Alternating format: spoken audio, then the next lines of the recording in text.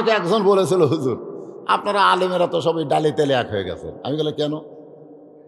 বলে আপনারা ঐক্য জোট করেন। 4 দল হচ্ছেন, তখন প্রথম 4 দল হয়েছিল। আমি সেই বছর সাইদি হুজুরের সাথে একটা দারুল আমান ট্রাস্টে মাহফিল করেছিলাম। আমি করছিলাম মাগরিব থেকে, হুজুর করছিল এশা থেকে। তা আমাকে এখন প্রশ্ন করা হচ্ছে যে আপনারা তো সব এক। আমাদের সাইদি হুজুর যদি ইমামতি করত, কথা কন, তাহলে কিন্তু এই জেলের মধ্যে যাওয়া লাগতো না। যদি পীরগিরি করত, বর্ষা খাওয়ার ধান্দা করত, তাহলে আজকে তার এ অবস্থা হতো না। ঠিক?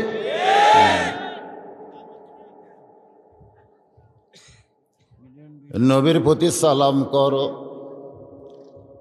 নবীর দরুদ পড়ো মসজিদের ভিতরে, কিন্তু নবীর সমাজ গড়ার কাজে তাদের দ্বন্দ্ব বাজে। এই তারা কারা? বলেছিল এজিদের পক্ষ থেকে, তুমি হবা ইমামতি, আমি হব রাষ্ট্রপতি। মানে ইসলামকে তারা একটা ধর্ম হিসাবে চিহ্নিত করতে চায়। আজও আমাদের বাংলাদেশে অনেকেই বলে ইসলাম হলো একটা ধর্ম। ঠিক কিনা বলেন? আপনাদের কাছে কি মনে হয় ইসলাম একটা ধর্ম? তাহলে কবরে কেন মুনকির নাকির বলবে অমা দিনুকা, তোমার দিন কি? যদি মুনকির নাকির বলতো তোমার ধর্ম কি? তো কঠিন জ্ঞানজাম শুরু হলো। না না না, এতগুলা মানুষ ওখানে গেল, ওই কি পাগলের পূজা করতেছে নাকি ওখানে গিয়া? তাহলে আপনারা সবাই চলে আসেন তো দেখি। আপনারা তো বুঝতেছেন না যে একটা মাহফিলের সর্বনাশ হয়ে যাচ্ছে। বক্তার কথার দিকে খেয়াল না করে মানুষ পাগলের দিকে তাকায় আছে। আশ্চর্য ধরনের। আপনারা জানেন বক্তার ওয়াজের ভূমিকা যদি নষ্ট হয়, ওয়াজ হবে? এতদিন হলো ওয়াজ শুনতেছেন, আপনারাও তো ওদিকে তাকান। হ্যাঁ, আমি কানা বক্তা, চোখে দেখি না। আপনারা যে ইচ্ছা করেন, আমি কানা খালি বোকাই দেবো নাকি? কিন্তু আমি তো দেখতে পাচ্ছি। পাগল মন, মন রে মন কেন এত কথা বলে? আমার কথা আর আপনাদের মন, এই দুইটা এক হওয়া লাগবে, তাহলে কথা বোঝা যাবে। ওদিকে হইচই করা বাদ দেন। আমি মাহফিল কমিটির ভলেন্টিয়ার ভাইদেরকে বলতেছি, যাদের বাপ মা আত্মীয় স্বজন কবরে আছে, জীবিত মানুষেরা কোরআনের মাহফিলের অনুমতি চায়, কত শয়তান দিবার চায় না, কিন্তু যারা কবরে আছে ওরা মনে মনে কয় একবার যদি হামাগুড়ি ছাড়িয়ে দিত, প্রত্যেকটা থানা ভাঙ্গে গুঁড়ে করে দিত। কারণ আপনি জানেন আজকের এই মাহফিলের দ্বারা কবরে যারা শুয়ে আছে তাদের লাভ কি হচ্ছে জানেন? 40 দিনের মধ্যে কবরে কোনো আযাব হবে না। আপনাদের আপনজনেরা গোরস্থানে নাই? আমরাও তো যাচ্ছি রে ভাই। কোন বনের পাখি তুমি আইলা রে কোন বনে, আবার কোন বনেতে যাইতে হবে পড়ছে তোমার মনে। কোথা থেকে আসলে তুমি, আবার কোথায় যাবে, একটাবার ভাবো রে মন, একটাবার ভেবে দেখতে হবে। আমরা ছিলাম কোথায়, আসলাম কোথায়, যাব কোথায়, এইটা নিয়ে একটু চিন্তা করার দরকার আছে না নাই? যখন আছেন না, চিন্তা করেন। কোনো দিকে খেয়াল যাবে না। আমি তো প্রায় মাহফিলে বলে থাকি, আমার বউ কয় খেয়াল করে ওয়াজ করো, চারিদিকে আগে দেখবে, আগে চারিদিকে দেখবে পরিবেশ ওয়াজ করার আছে কিনা।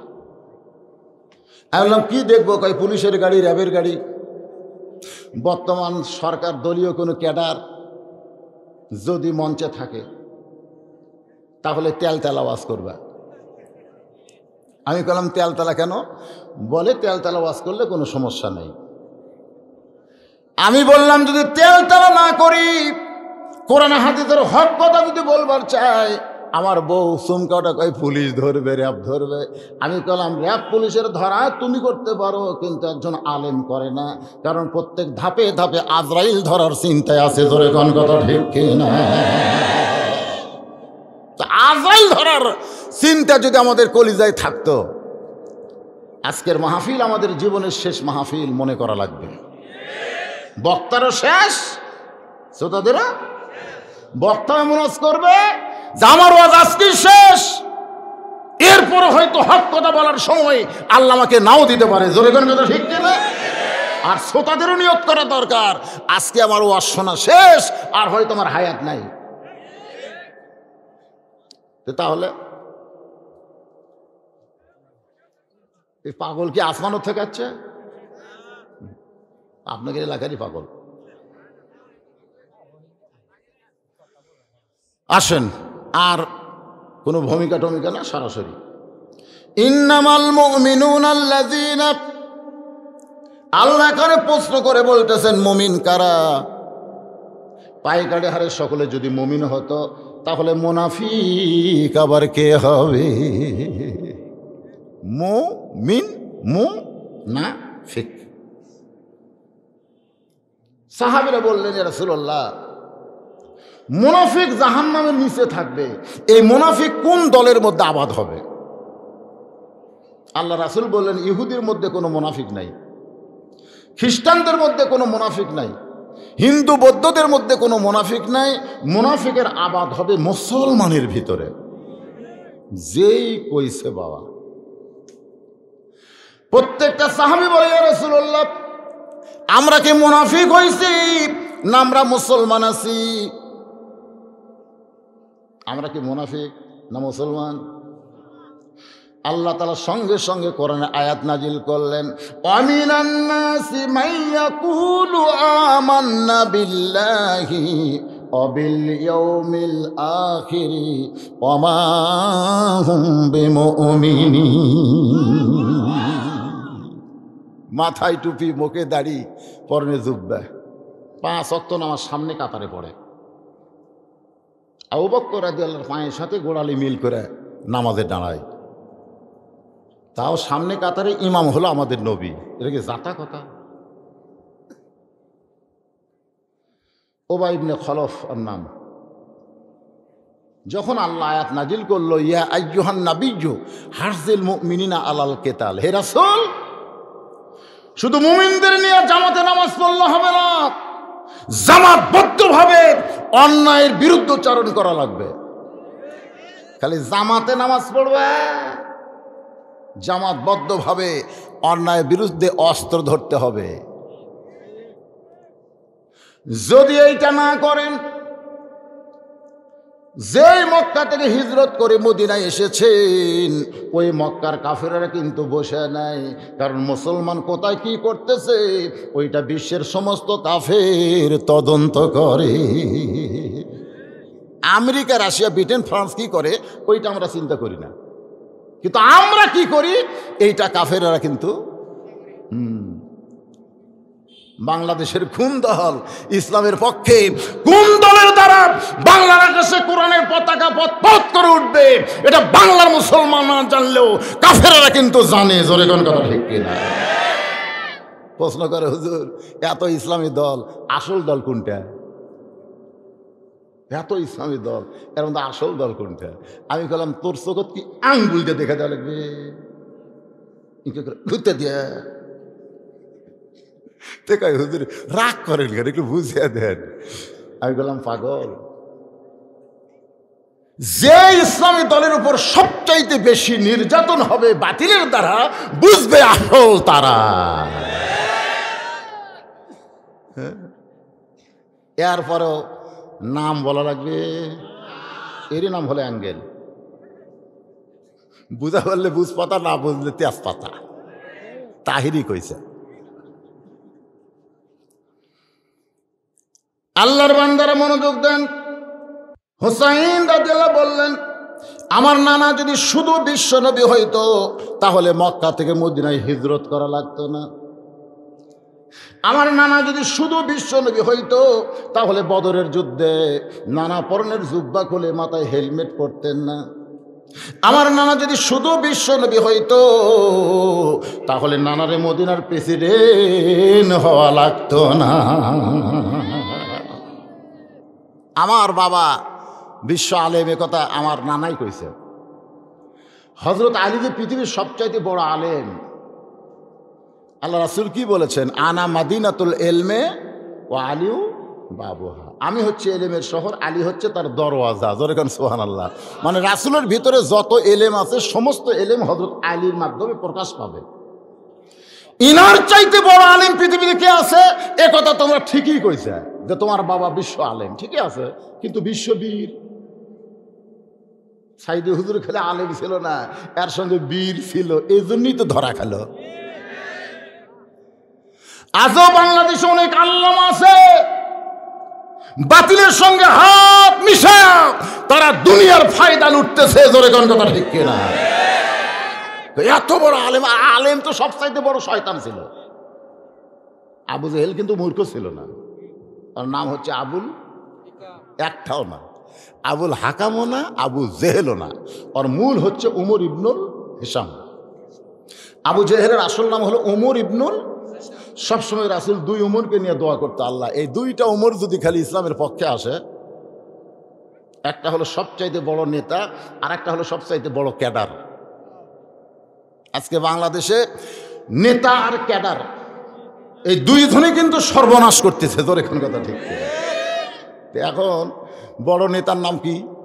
উমর ইবনুল হিসাম, আর বড় ক্যাডারের নাম হলো উমর ইবনুল খাত্তাব। খালি এই দুটা যদি আসে, বাদ বাকি চামচা করে সাইজ করতে কোনো টাইম লাগবে।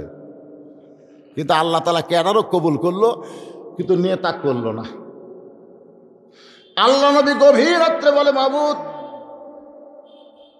উমর ইবনুল খাত্তাবকে আপনি কবুল করলেন ইসলামের ছায়াতলে, কিন্তু উমর ইবনুল হিসামকে কবুল করলেন না। রাসূল বললেন একটা দাওয়াতের জন্য রেখে দিলাম। এই জন্য আল্লাহ নবী 400 বার আবু জেহেলের কাছে কলেমার দাওয়াত নিয়ে গেছে, এরপরও আল্লাহর কলেমা গ্রহণ করে নাই। তো রাসূল বলল, আল্লাহ আপনি দাওয়াতের জন্য রেখে দিলেন, 400 বার গুনে গুনে গেলাম, আল্লাহ কাম তো হলো না। আল্লাহ বলতেছে এখন মক্কা থাকাই যাবে না, এই কাম করবার গেলে আপনাকে একটা অকাম, অকাম বোঝেন?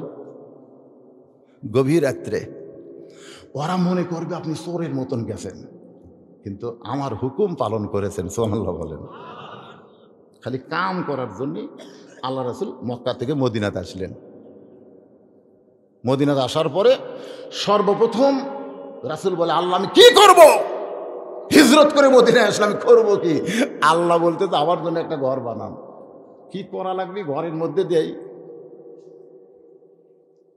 সর্বপ্রথম নবী একটা ঘর বানালেন, আল্লাহর নাম হলো মসজিদে কুবা, যেখানে 2 রাকাত নামাজ পড়লে আল্লাহ খুশি হয়ে একটা উমরা হজের সওয়াব দিয়ে দেয়।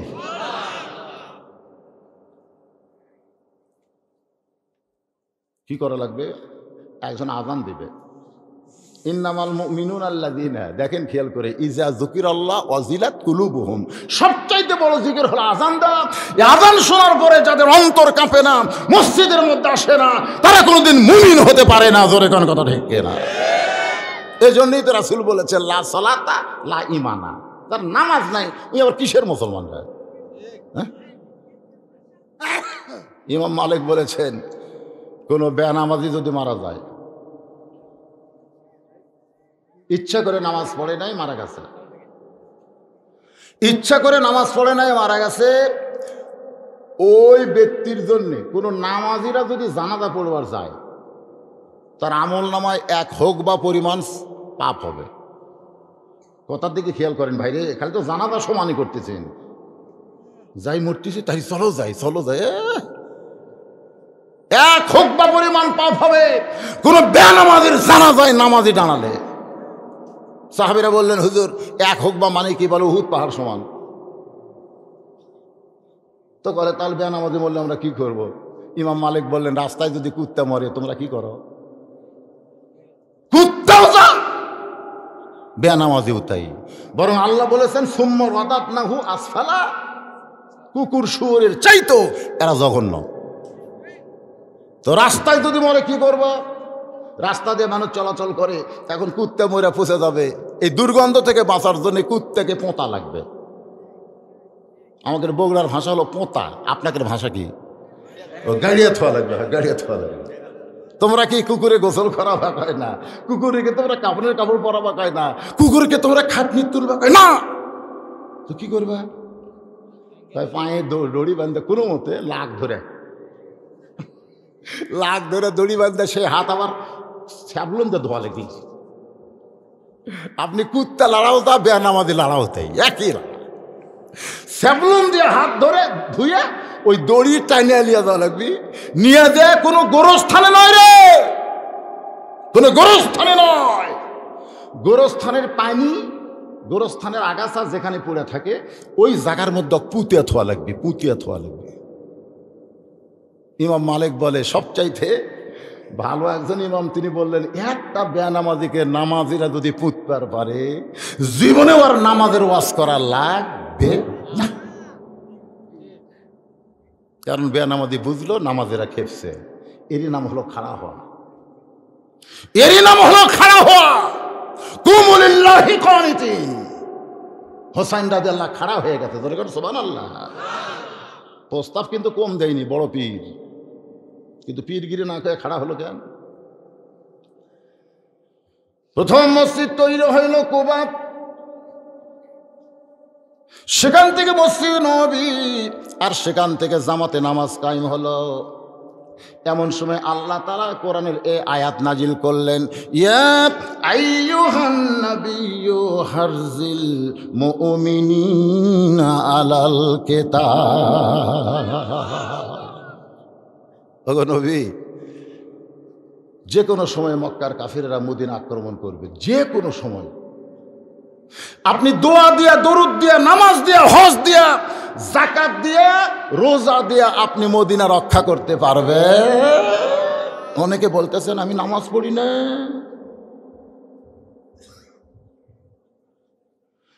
বরং দরকার হলে নামাজ বাদ দিয়া, দরকার হলে রোজা বাদ দিয়া, সব কিছু বাদ দিয়া ওই কাফেরদের বিরুদ্ধে অস্ত্র ধরা লাগবে।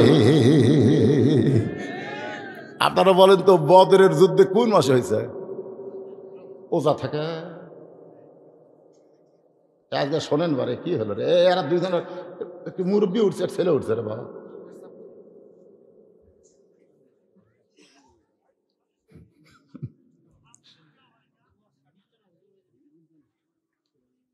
এই ওয়াজ যদি কয় সারতিছে না।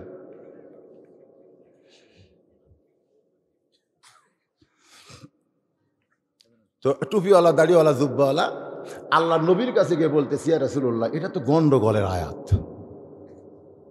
আজকে আমাদের বাংলাদেশে অনেক টুপিওয়ালা, জুব্বাওয়ালা আছে না নাই? ইসলামী আন্দোলনকে তারা গন্ডগোল কয়। ইসলামী আন্দোলনকে যারা গন্ডগোল বলবে তারা হলো উবাই ইবনে খলফের লোক। জোরে বলেন কথা ঠিক কিনা? নামাজ আছে, রোজা আছে, সবই আছে, কিন্তু এখন আসেন ইন্নামাল মুমিনুনা আল্লাযীনা, কারা মুমিন? আল্লাহ বলতেছেন ইজা যুকিরাল্লাহু ওয়াজিলাত কুলুবুহুম। এক নম্বর বৈশিষ্ট্য হলো তারা যখন আল্লাহর জিকির করবে, এই জিকির করার কারণে তাদের অন্তরের মধ্যে কম্পন সৃষ্টি হবে। সবচাইতে বড় জিকির হলো 5 ওয়াক্ত নামাজের আজান দেওয়া। এই আজান শোনার পরে 3.5 হাত মানুষ যদি 2.5 হাত হয়, আগে কিন্তু 3.5 হাতই ল্যাপের মধ্যে আছিল, কিন্তু যে আজান শুনতেছে ওই আজান শুনবি না, তো ওই ল্যাপ মাথার উপর তুলে দিছে। এখন ল্যাপ যদি মাথার উপর তুলে দেয়, পাও তো বের হবে, পাও টানে বুকের কাছে এনে সেবেত হচ্ছে, বেড়া থেকে মনে হবে চাউলের বস্তা ঢাকিছে, আগাও নাই, পাশাও নাই, গেল কোথায়? ল্যাপ টান দিয়ে দেখেন ল্যাপের ভিতরে ওর সাইজ, আর সকালবেলা সাইড ঠিবে কুত্তার সাইজ। আজান শুনে যাদের অন্তর কাঁপে না, মুমিনদের 1 নম্বর বৈশিষ্ট্যের মধ্যে তারা পড়বে। আপনারা পরকার কথা কবেন না, আমি যেখানে থামবো তারপরের কথা আপনারা বলবেন না? তাহলে আজান শুনে যাদের অন্তর কাঁপবে না, 3টা বৈশিষ্ট্য মুমিনদের, তার মধ্যে 1 নম্বরে তারা পড়বে। আচ্ছা, 1 নম্বরের মধ্যে তারা নাই, এখন দেখা যাচ্ছে 2 নম্বরের মধ্যে খুঁজে পাওয়া যায় কিনা। 2 নম্বর শুনবেন, ওয়াইযা তুলিয়াত আলাইহিম আয়াতুহু যাদাতুহুম ঈমানা। মুমিনদের 2 নম্বর বৈশিষ্ট্য হলো কোরআনের তেলাওয়াত যারা করবে, শুনবে, এই কোরআন তেলাওয়াতের কারণে আল্লাহ তাদের ঈমান বাড়ায়া দিবে, ঈমান বাড়বে। এখন সবচেয়ে দুর্বল ঈমান কার? যারা গান করতেছে, যাত্রা করতেছে, তারা কয় কর্মই রে, কর্মই। আর যারা কোরআনের মাহফিল করতেছে, অনুমতি আছে।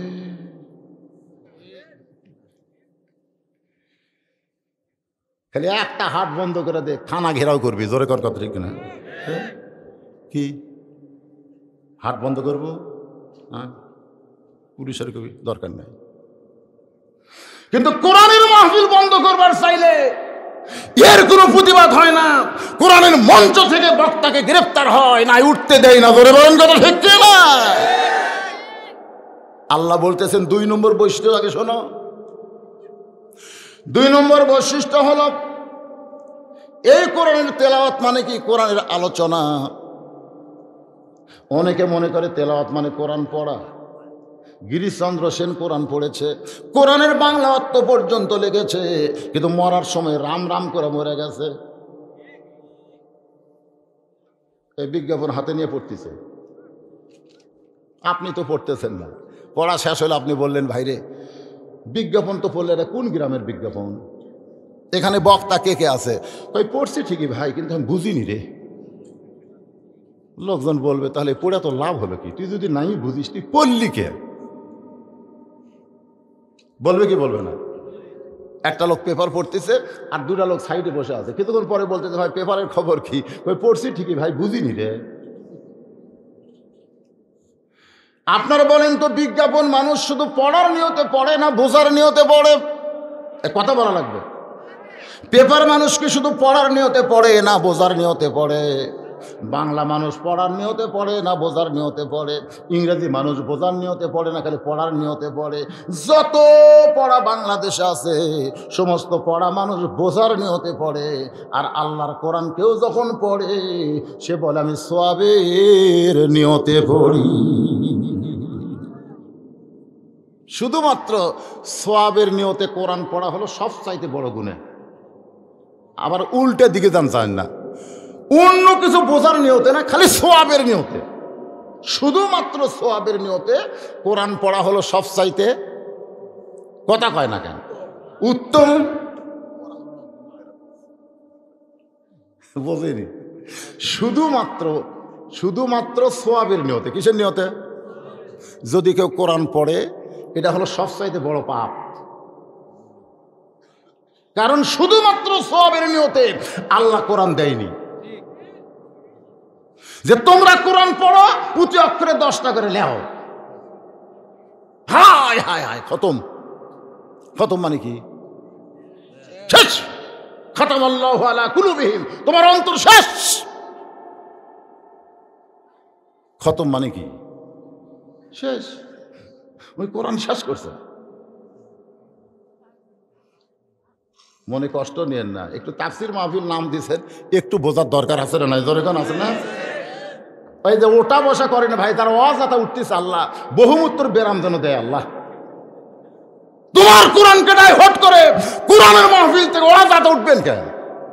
আমি বলেছি জীবনের শেষ মাহফিল মনে করে শোনেন। আপনার সাথে কন্ট্যাক্ট করা আছে নাকি? বসেন, একটু বসে একটু ধীর স্থির হন, একটু মনোযোগ দিয়ে শোনেন। কারণ গোরস্থানের মাহফিল আল্লাহ বলেছেন, ইয়া আইয়ুহাল্লাযীনা আমানুত্তাকুল্লাহা হাক্কা তুকাতিহি ওয়া লা তামুতুন্না ইল্লা ওয়া আনতুম মুসলিমুন। আল্লাহ বলেছেন তোমরা মুসলমান না হয়ে মরো না। তাহলে আমাদের মুসলমান মরার আগে হওয়ার দরকার আছে না নাই? এই জন্য একটু মনোযোগ দিয়ে শুনতে হবে। প্রতি অক্ষরে 10টা করে নেকি। এটা কিরকম? মনে করেন আপনাদের বেলকুচি বাজারে, বেলকুচি বাজার নাই? একজন লোক আলু কিনবার গেছে, আর এক আলুওয়ালা বসে আছে। তো খরিদ্দার বলতেছে কয় মন? তা আলুওয়ালা বলতেছে 2 মন। খরিদ্দার বলে আমি 2 মনই নিব।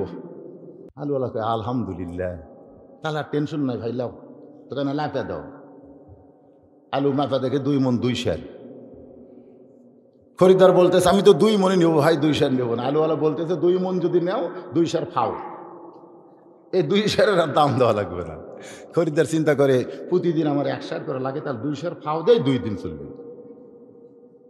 তো ওই ব্যাগের মধ্যে 2 সের তুলে বলতে তো ভাই আপাতত আজকে 2 সেরই লেই রে, ওই 2 মন আমি লিভার চাচ্ছি না। আপনারা বলেন যে আলুওয়ালার অবস্থা কি হবে? যে তুই 2 মন নিবি বলি তো আমি তো 2 সের ফাও দিলাম। যারা কোরআন মোতাবেক জীবন চালাবে তাদের জন্যই তো প্রতি অক্ষরে 10 টাকা করে নেকি ফাও। খালি ফাও নিবি, আসল নিবি না। চাপাত গুড়া খাওয়া লাগবে, তোর এখন ঠিক কি না, খালি সওয়াবের নিয়তে। ওয়াইজা তুলিয়াত আলাইহিম আয়াতুহু যাদাতুহুম ঈমানা। সুবহানাল্লাহ বলেন। এইটা বোঝানোর জন্য একটু বলি ছোট্ট একটা হেদায়েত। কারণ বাংলাদেশের মুসলমান খালি তাফসির শুনবার চায় না, 2-1টা ঘটনাও শুনবার চায়, ধরে কোন ঠিক কিনা। আল্লাহর একজন মস্ত বড় ওলি ছিলেন, নাম হলো সেররি সাক্তি রহমতুল্লাহ আলাইহি। তিনি জানতে পারলেন তার এক বন্ধু দুনিয়া থেকে মৃত্যুবরণ করেছে। ওই বন্ধুটা হলো 30 পারা কোরআনের হাফেজ। হাফেজ সাহেবরা জান্নাতে যাবে, শুধু জান্নাতে যাবে না, তার আত্মীয় ওয়ারিসের মধ্য থেকে, আপনজনের মধ্য থেকে যাদের উপর জাহান্নাম ওয়াজিব হয়ে গেছে এমন 10 জন ব্যক্তিকে সুপারিশ করেও জান্নাতে নিয়ে যাওয়ার ক্ষমতা পাবে। সেররি সাক্তি রহমতুল্লাহ আলাইহি ওই হাফেজ বন্ধুটাকে জানাজা করে কবরে নামালেন। কবরে মাটি দেওয়ার পরে সবাই যখন চলে যাচ্ছে, কারণ কবরে মাটি দেওয়ার পরে কেউ কিন্তু আর থাকে না। কতজনকে কত কি দিলাম, যাবার কালে একজন আরে, এই তো ফাইন পারেন আপনারা। বাংলাদেশের একজন প্রেসিডেন্ট জিল্লুর রহমান যখন কবরে দাফন করা হবে তার আগে গার্ড অব অনার হচ্ছে।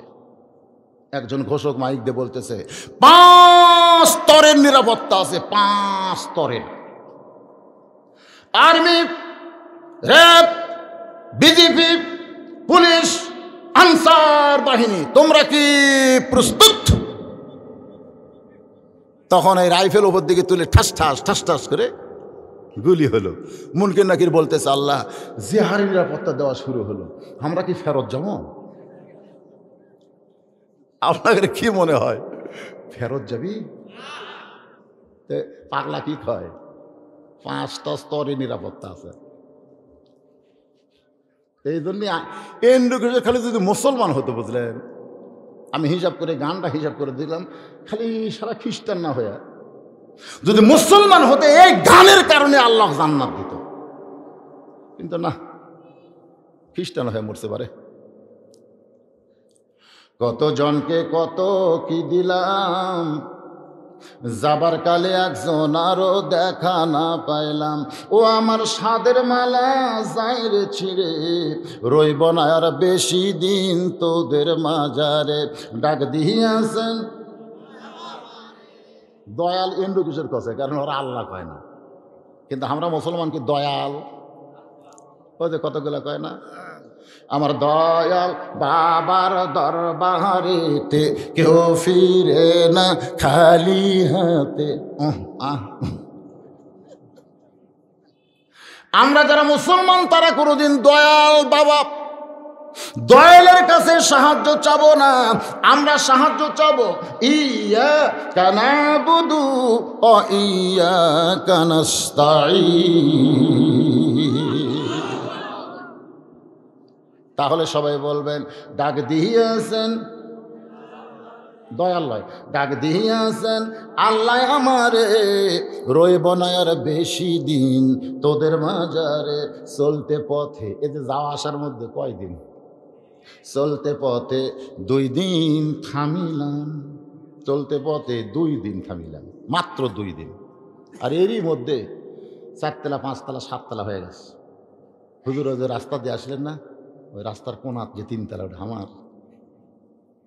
তো ওটা যদি তোমার হয় সাইডের ডাকা, সাইড এটা আমার ভাইয়ের। পিছন দিকে যেটা দেখতেছেন ওটা অমুকের, নাম ধরে বলতেছে, ওটা নাসিমের এলাকা। এটা কার এলাকা? বলে এটা আব্দুল মান্নানের এলাকা। মরিয়া শেষ। এতদিন ধরে যাদের এলাকা কইছে ওরা মরছে রে। যিনি মরবে না তারই হচ্ছে সব এলাকা। ধরে কোন কথা ঠিক কিনা? তিনি কে? তিনি কে? মরিয়া যাবি, তারা কোন এলাকার মালিক? পাবনাথ গেলে আমাকে হুজুর বুঝে শুনে বাস করবেন, এটা উমুকের এরিয়া। কুষ্টিয়াত গেলে এটা উমুকের এরিয়া। মেহেরপুর গেলে এটা উমুকের এরিয়া। আমি মনে মনে করি সব এরিয়া যদি তোরাই ভাগালিস তা আল্লাহর এরিয়া কোনটা? এর সাইডে যেটা দেখতেছেন এটা উমুকের। সবই যদি তোমাকে হয় আল্লাহর কোনটা? বলে হুজুর আল্লাহটা যদি দেখবার চান তাহলে 2 মিনিট হাঁটা লাগবে। তো চলো যাই দেখে আসি। আল্লাহটা দেখা লাগবে না?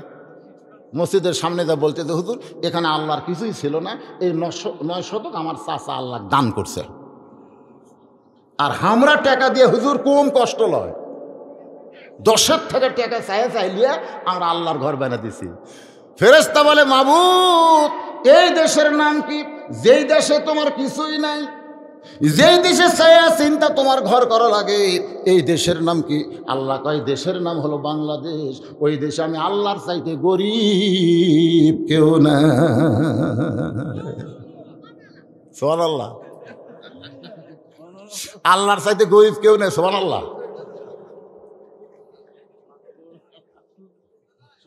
আমি এক নেতাকে বললাম, কে রে ভাই প্রাইমারি খুলে দাও না, হাফিজি মাদ্রাসা খুললো কেন?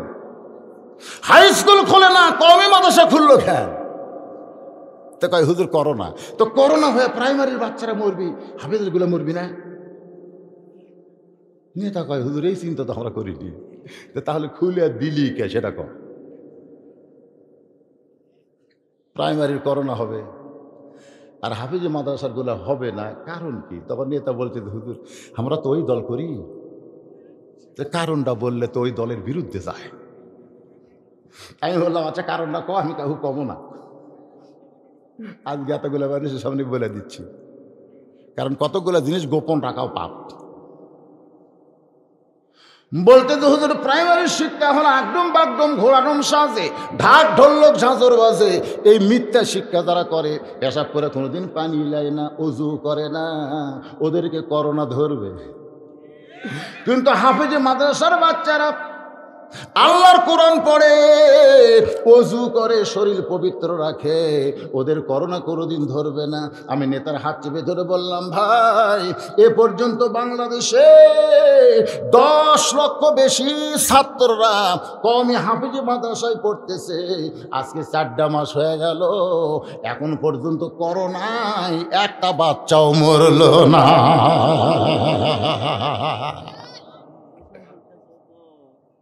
এদের কথায় ওদের কথায় বোঝা গেল করোনার ভয় সকলের জন্য নয়। আজকে করোনার দোহাই দে মাহফিলের অনুমতি দেয় না, ভয় কার? আমার বগুড়াতে 254 জন মরছে করোনা হয়ে, তার মধ্যে একটাও গরিব নাই, একটাও গরিব নাই। সব কয়টা হয় চোর, বাটপার, শিল্পপতি, নেতা, এমপি, ঘুষখোর, পুলিশ, ওসি, এরাই মূল্য বাড়ে, একটা গরিবও মূল্য না।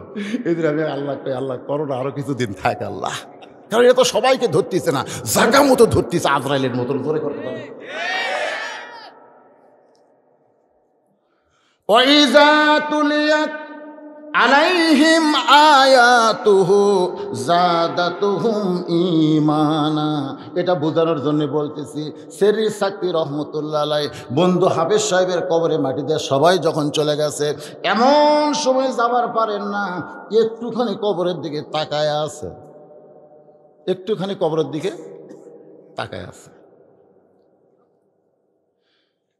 কিন্তু ওই তাকানো মানে হামাকের মতন তাকানো নয়, আল্লাহ রাসূল বলেছেন ইত্তাকু, খুব খেয়াল করে শুনবেন, কবরের ওয়াজ, গোরস্থানের ওয়াজ তাফসীর হচ্ছে। রাসূল বলেছেন ইত্তাকু, ভয় করো ফিরাসাতাল মুমিনিন, মুমিনদের দৃষ্টি নজরকে। কারণ তারা তোমাদের মতন দেখে না, তারা যা দেখে ইয়ানজুরু বি নূরিল্লাহ, আল্লাহ নূরের সাহায্যে দেখে। জোরে কোন সুবহানাল্লাহ। এই দেখবেন না, এই বাসা আমার হুজুর, এই বাসা আমার। 3-4 বার খোলো। আমি বললাম ভাই চিন্তা করে দেখেন তো বাসাটা কার। আপনি কি কাগজ দেখতে পারছেন? আপনি কি রেকর্ড পড়ছে দেখতে পারছেন? বিশ্বাস করেন না কেন? আমি বললাম ভাই যান এবার চোখ বন্ধ করে দেখো তো বাসাটা কার। যে চোখ বন্ধ করছে আমি ওর কানের কাছে বলতেছি, এই দুনিয়ার বাড়ি ঘর একদিন হইয়া যাবে পর, যাইতে হবে অন্ধকার কবর। যে চোখ বন্ধ করছে ওর কানের কাছে ফিসফিস করে আমি বলতেছি, এই দুনিয়া, আপনার বলেন, এই দুনিয়ার বাড়ি ঘর একদিন হইয়া যাবে পর, যাইতে হবে অন্ধকার কবর। কিছুক্ষণ পরে দেখতেছি ওই লোকটার চোখের পাতা ভিজা, পানি গালের উপর আসতেছে। আমি বললাম ভাইজান এবার চোখ খোলো তো, এখন বলো বাড়িটা কার। সঙ্গে সঙ্গে আমার বলতেছে, মিশা মায়ায় বন্দি থাইকা, মিশা মায়ায় বন্দি থাইকা করলাম কত খেলা, পশ্চিমে তাকিয়া দেখো তোমার জীবনের ডুইবা গেল বেলা, এক পলকের নাই ভরসা মিশে সকল আশা, কখন বুঝি দারুণ ঝড়ে ভাঙবে তোমার বাসা। সেরি সাথে তাকায় দেখে, কবরের দিকে একটু তাকাইছে, ইতিমধ্যেই শুনতে পায় কবরের মধ্যে হুড়মুড় দুড়মুড় একটা শব্দ হচ্ছে। আল্লাহর সেরি শক্তি চমকে গেলেন। যে লোকটা 30 পারা কোরআনের হাফেজ, সুবহানাল্লাহ বলেন, যে লোকটা হাফিজে মাদ্রাসায় চাকরি করে, খায়রুকুম মান তাআল্লামাল কুরআনা ওয়া আল্লামা, রাসূল বলেছেন ওই ব্যক্তি হলো সবচাইতে সম্মানী দামি, যে আল্লাহর কোরআন তেলাওয়াত করেছে এবং অপরকে কোরআনের তেলাওয়াত শিখাইছে। আরে বাংলাদেশে না হয় না দাম নাই। প্রাইভেট মাস্টার বলে হুজুর 4 ফেব্রুয়ারি খোলার কথা ছিল হুজুর, ছুটি আরও বাড়িছে, ছুটি আরও বাড়িছে। ওই কিন্তু মনে মনে চাচ্ছে আরও বাড়ুক, কারণ বসে থাকা বর্তমানে করোনায় সবচাইতে উপকার কারা পাচ্ছে, এই হাই স্কুল প্রাইমারি যারা চাকরি করে বসে খাওয়া। আর হাফিজে মাদ্রাসায় যারা চাকরি করে ওকে বসে খাওয়ার টাইম আছে, এ কথা কোন আছে? আমার এলাকার অধিকাংশ হাফিজে মাদ্রাসার হুজুর বেতন পাচ্ছে না, করোনার দোহাইতে মানুষ দানও করতেছে না। এখন কবরের মধ্যে হুড়মুড় দুড়মুড় শব্দ হয়, সেরি সাকি চমকে গেল যে এখনই আমার বন্ধুকে কবর দিয়ে কেবল মাটি দিয়ে উঠলাম, কবরের মধ্যে কেন শব্দ হয়? তিনি নজর করে তাকায় দেখে ওই কবর থেকে কালো রঙের একটা কুকুর বের হয়ে যায়। এটা 2 চোখ দেয় না, নজর। ইয়ানজুরু বি নূরিল্লাহ, দেখবেন কতগুলো লোক, তার মানে কিছু কিছু দেখছে। ওয়াইজা তুলিয়াত আলাইহিম আয়াতুহু জাদাতুহুম ঈমানান, এইটার উপর কথা হচ্ছে। সেরি সাক্তি রহমতুল্লাহ আলাইহি এক দৌড়ে কুকুরের সামনে দাঁড়িয়ে গেলেন। কুকুর, তুই তো আসলে কুকুর না, বল বল তুই কে? মাল্লাহুল মাওলা ফালাহুল কুল। কেউ যখন আল্লাহর হয়েই যায়, আল্লাহ তখন সব কিছু তার অধীনস্থ করে দেয়। জোরে কোন সুবহানাল্লাহ। বিশ্বাস করতেছেন না? বিশ্বাস করেন? হ্যাঁ, যখন সুলাইমান নবী বলল যে বিলকিস রানী তো আমার সিংহাসনকে লক্ষ্য করে রওনা দিয়েছে, তো বিলকিস রানী আমার কাছে আসার আগেই তার সিংহাসনটা আমার রাজ দরবারে কে আনতে পারবে? তোমাদের মধ্যে কেউ কে আসো যে বিলকিস রানী আসার আগেই ওই সিংহাসনটা আমার রাজ দরবারে কে আনতে পারবা? কোরআন শরীফে আল্লাহ বলেছেন, একজন বলল কালা ইফরিত মিনাল জিন, জিনদের মধ্যে একজন, তার নাম হলো ইফরিত, সে বলল যাবো না, আমি আনতে পারবো। সুলাইমান নবী বললে বিলকিস রানী আসার আগে আনা লাগবে, পারবে তো? তোমার কত সময় লাগতে পারে? ইফরিত বলল যাবো না, বিলকিস রানী আসতে তো অনেক সময় লাগবে, কিন্তু সিংহাসন আনতে আমার অত সময় লাগবে না। সুলাইমান নবী বললেন তাহলে কত সময়? তো বললো আপনি যে সিংহাসনে বসে আছেন এখান থেকে খালি উঠবেন আর বসবেন, এরই ভিতরেই বিলকিস রানীর সিংহাসন আপনার সামনে হাজির হয়ে যাবে। রাজ দরবারে যারা ছিল তারা বলে হায় হায় হায় হায়, আল্লাহ জিনও কত ক্ষমতা দিয়েছে রে, আল্লাহ জিনকে কত ক্ষমতা দিয়েছে। এমন সময় মানুষের মধ্যে সুলাইমান নবীর দরবারে জিনও ছিল, মানুষ ছিল। মানুষের মধ্যে একজন, তার নাম হল আসাব ইবনে বারখিয়া, নামটা খেয়াল রাখবেন। আসাব ইবনে বারখিয়া বললেন, রে সভাসদ বর্গেরা, তোমরা জিনের প্রশংসায় পঞ্চমুখ হয়ে গেলা, কিন্তু তুমি তো জানো না, তোমরা তো জানো না আল্লাহ আমাকে এত ক্ষমতা দিয়েছে, সুলাইমান নবী শুধু চোখ বন্ধ করবে আর খুলবে, এর পূর্বেই সিংহাসন সামনে হাজির হয়ে যাবে। আল্লাহ কোরআনে বলেছে জালিকা ফাদলুল্লাহি ইউতিহি মাইয়াশা আল্লাহু যুল ফাদলিল আযীম। এখন আপনারা বলবেন হুজুর সাইদি হুজুরকে এই ক্ষমতা আল্লাহ দিল না কেন? ওরা দিল তালা মারবি, সাইদি হুজুর খালি চোখ বন্ধ করবি, থেকে বাইরে হয়ে এসে বৌসুরের সাথে দেখা করে আবার চলে দেবে। কি কোন এরকম? এরা কিন্তু মা ফাতেমা নবীকে বলেছিল যে বাবা ঈসা নবীকে আল্লাহ, যখন ইহুদিরা ঈসা নবীর বাড়ি ঘেরাও করলো তখন ঘরের ছাদ ফাঁকা করে আল্লাহ চতুর্থ আসমানে নিয়ে গেল, আর আপনাকে যখন কাফেরেরা বাড়ি ঘেরাও করলো তখন আপনাকে দরজা দিয়ে বের হওয়া লাগবে, ছাদ আল্লাহ ফাঁকা করবি না। তার মানে আল্লাহ কি আপনার চাইতে ঈসা নবী বেশি ভালোবাসে? একই কথা না, ঘটনা একই না, কথাটা বলছে যে ওরা চারিদিক লাঠি সোটা নিয়ে দাঁড়ায় আছে, ঈসা কয় আল্লাহ আমি কি করবো, আল্লাহ আল্লাহকে কান্দিস না, কান্দা লাগবে কেন, আমি ঘরের ছাদ উপর ফাঁকা করে নিয়েছিল আসমো। আল্লাহ নবী বলেন আল্লাহ যে হারে কাফের বেঈমানেরা লাঠি সোটা নিয়ে চারিদিকে দাঁড়ায় আছে, আমি কি করব? আল্লাহ বলতেছেন দরজা দিয়ে বের হয়ে ওদের ভিতর থেকেই আপনাকে যেতে হবে।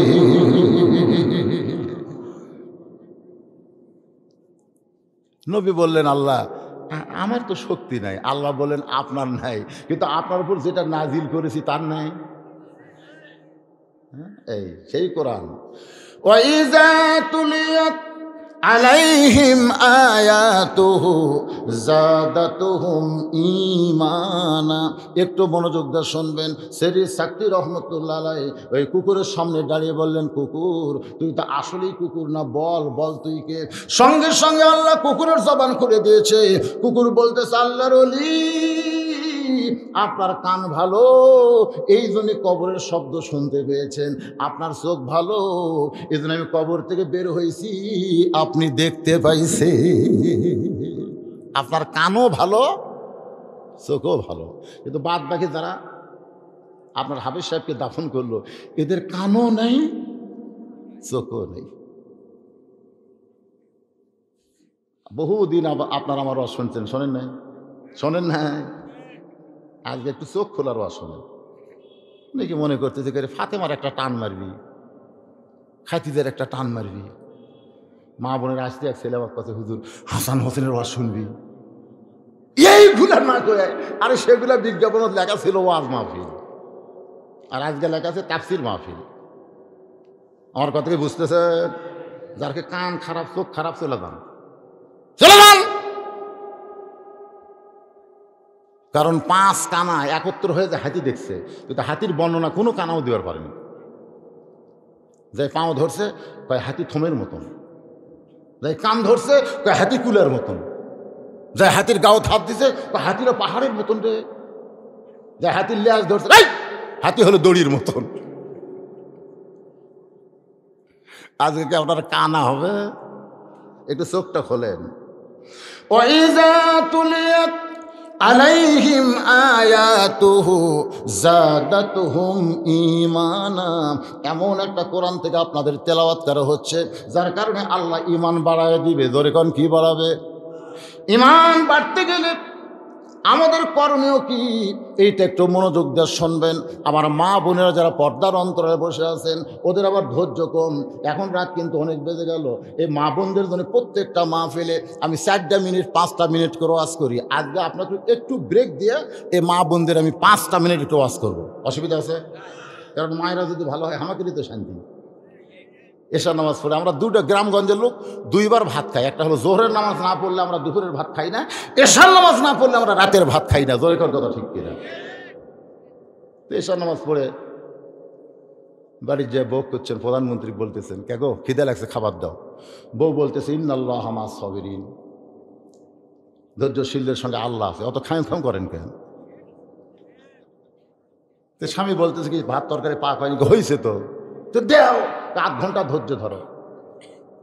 আমি ভারতের স্টার জলসা দেখতেছি, এটা দেখা অবস্থায় খাবার দিবার পারবো না, 8 ঘন্টা।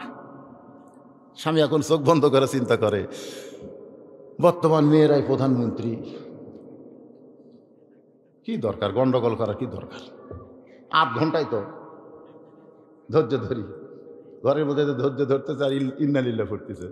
8 ঘন্টা ঘড়ি ধরে বলতেছে, কে গো বিবি 8 ঘন্টা তো শেষ, এখন খাবার দাও। বউ বলতেছে ধৈর্য যখন ধরলেই, যেরকম আমরা ধৈর্য ধরছি, দিনের ভোর রাতে হয়, আমরা কিছুই কই না, ধৈর্য ধরছি। ধৈর্য যখন ধরলেই, তাহলে আর 8 ঘন্টা ধরো। বলে আমার 8 ঘন্টা কেন? বলে এখন জি বাংলা পার হয়েছে, জি বাংলা স্টার জলসা বাদ দেখুন, রিমোট টিভিতে জি বাংলা গেছে। ধৈর্য ধরেন, ধৈর্য ধরবেন না? এখনই অধৈর্য হলেন কেন? হুজুর হবি না, হুজুর হবি না, হুজুর এমন হসে সুশিক ধরে। কি হয়নি? 9টার সময় 6 তালা দুটা কয়, কোটি কোটি টাকাতে বাসা বানাচ্ছে, আমার বাড়ি আমার ঘর, 1.5 লাখ টাকার খাট, 12,000 টাকার কম্বল, শুইলাম রে আমার তুলে কে, এই কম্বলে করে মুড়ি দিয়ে শুতে পড়ছে। আমার বাড়ি আমার ঘর, আমাকে নামাইকে। রাত 3টার সময় খালি এত জোরে নামছে, কম্বলের মধ্যে যে লুঙ্গি খুলে আছে ওটা পরারও টাইম পায়নি। নিচে আইছে, নিচে জনগণ বলতেছে, কে রে ভাই আমরাও তো নামছি রে, লুঙ্গি আছে তোর ডা, হায় হায় আমার তো 6 তালা। দেখেন তুই জবান তাসা, সম্মান দেয়া 6 তালাত বসালো কে? জোরে করে সম্মান দেয়া 6 তালাই তুললো কে? তো জিল্লুমান তাসা, আবার ন্যাংটা করে নামালো কে? 9টার সময় 6 তালা আর 3টার সময়, বুঝতেছেন না? একটু খেয়াল করবেন। আল্লাহর বান্দার আমার মা বোনেরা যদি ভালো হয়, আমরা একটা ভালো সংসার পাবো। কারণ এশার নামাজ পড়ে হযরত আলী ঘরের মধ্যে ঢুইকে দেখে ঘরও সুন্দর, হাসান হোসেনকে সুন্দর করে সাজাই দিয়া, ফাতেমা নিজেও সুন্দরী গুন্দরী সাজা বসে আছে। মরদ মানুষ যদি বেড়াতে গেছে ঘর সুন্দর দেখে, তার কলজা কিন্তু একটা জান্নাত হয়। আয়সা দেখতেছে, এই তুই ঠিক করলি কেন, ছোট মানুষ। চিন্তা করে দেখেন, আয়সা দেখেন কোল বালুসের সাইডে কাঁথে পড়ে আছে, বালুসের উপরে বাসনা নাই, চাদর উঠে আছে, খেতা বালুসি এবলা, তা আপনি কি করবেন? বইয়ের দিকে তাকায় দেখেন এটি হলদি ভরে থছে, এটি কালি ভরছে, গোটা গাও ঘামে। তখন আপনার মন কবি, এ ঘরের সাথে বেড়াই ভালো রে, চ বেড়া দে, বেড়া দে, দেখতেছি এটা কার বউ রে। সেই মানে লিদেরটা পেতনি দেখে যাচ্ছে, এখন বেড়ারটা ভালো দেখতেছে, হাসতেছেন। আল্লাহর বান্দা ফাতে হযরত আলী ঘরের মধ্যে ঢুইকা, হাসান হোসেন সুন্দর, ঘরের বিছনা কাটা সুন্দর, আবার বউটাও সুন্দরী গন্দিরে বসে আছে। হযরত আলী আল্লাহর শুকর আদায় করার সঙ্গে সঙ্গে ফাতেমা হাসান হোসেনকে বুকের মধ্যে নিয়ে বলে, বাবা তোমরা 2 ভাই একটু অন্য ঘরে যাও, তোমার বাবার সঙ্গে আমার গোপন কিছু গল্প আছে। হাসান হোসেন মুসকি মুসকি হাসতেছে, কারণ মা সাজা গুজা আছে আর বাপের সাথে গোপন গল্প করবি, তার মানে কি? একটু বড় হলে কিন্তু ছেলে মেয়ে অনেক বুঝতে পারে, পারে কি পারে না? আল্লাহ রাসূল বলেছেন তোমাদের ছেলে মেয়েরা তখন বুঝতে পারবে, তখন তোমরা স্বামী স্ত্রী মহব্বত করার আগ দিয়ে সতর্ক হবা। তোমার ছেলেক দাদির কাছে দিয়ে পাঠাবা, তোমার মেয়েক দাদার কাছে দিয়ে পাঠাবা। দাদা দাদি মনে করবে যে আমার বেটা তোর বউগুলো ঘরত গেছে, বাড়ি করে দিয়েছে, কাম একটা হচ্ছে, ধরে কর কথা ঠিক কিনা, তাড়াতাড়ি ছাড়বি না, অন্তত 8 ঘন্টা আটকে থাকবি। কারণ ইসলামের শরম লজ্জা যদি না থাকে, আল হায়াউ শুবাতুম মিনাল ঈমান, নিজের বাচ্চাকেও শরম করা লাগবে, ধরে কর কথা ঠিক কিনা। আর শালা কুত্তের জাতেরা 14ই ফেব্রুয়ারি পালন করে রাস্তাঘাটে যেখানে সেখানে, কাতি মাসে কুত্তের মতন জোড়া লাগিয়েছে, জোরে কর কথা ঠিক। হাসান হোসেন যখন অন্য ঘরে যায়, এমন সময় ফাতেমা আস্তে করে ঘরের দরজা বন্ধ করে দেয়। যেই মাত্র দরজা বন্ধ হয়েছে, হযরত আলী মাথার টুপি এক টানে খুলিছে। কারণ দরজা তখন বউ বন্ধ করছে, তখন কিন্তু আর হুজুরগিরি চলবে। দুইটা হাত বাড়ায় দিয়েছে ফাতেমা। আল্লাহ নবী 6 মাস আগে দুনিয়া থেকে বিদায় নিয়েছে। এই 6টা মাসের ভিতরে এমন করে সুন্দরী সাজো নাই, হাসান হোসাইনকে সাজায় দেও নাই, ঘরটাও এমন করে সুন্দর করো নাই। আজকে 6টা মাস তোমার চোখের মধ্যে শুধু পানি দেখেছি, কিন্তু আজকে দেখতেছি তুমি মুচকি মুচকি হাসতেছো। ওগো বিবি আসো আমার বুকের ভিতরে। এমন সময় ফাতেমা কান্দের বলে, স্বামী গো, আর কোনোদিন ঘর সাজাবার পারবো না, আর কোনোদিন হাসান হোসেনকে সাজা দিবার পারবো না, আর কোনোদিন সাইজা গুইজা আপনার সামনে দাঁড়াবো, সেই সময় আমারও হবে না। কারণ আজকে গভীর রাত্রে ফাতেমার মৃত্যু হবে। যেই কইছে গভীর রাত্রে ফাতেমার মৃত্যু হবে, গাছের গোড়া কাটলে গাছটা যেমন ঠাস করে পড়ে যায়, তেমনি পড়ে গেলেন হযরত আলী ঘরের মাজায়। ফাতেমা আস্তে করে এসে ওই স্বামীর মাথাটা উড়াতে নিয়ে কপালে একটা চুমো দেয়, বলে, স্বামী গো, এমন করে আপনি কাঁদবেন না, কারণ আসলে যাইতে হবে।